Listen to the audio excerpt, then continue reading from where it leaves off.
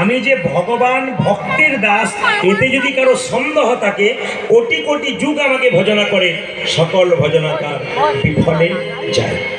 আজকে আপনাদের সামনে 4টি প্রশ্ন রাখবো, যদি কেউ উত্তর দিতে পারেন তাহলে আপনাদের একটা লাভ আছে। এ প্রশ্ন আমি রাখি নাই, একজন রাজা রেখেছে। তিনি বললেন, আমি 4টে প্রশ্নের উত্তর জিজ্ঞেস করব, যদি কোনো ব্যক্তি দিতে পারে তাকে রাজত্ব দিয়ে আমি বৃন্দাবনে চলে যাব। তা প্রশ্নগুলো বলবো না, বাদ দিয়ে দেবো, বলেই যাই, যদি আপনারা কেউ রাজত্ব পেয়ে যান তো পেয়ে যান। রাজার প্রথম প্রশ্ন ছিল, ভগবান কোথায় থাকে?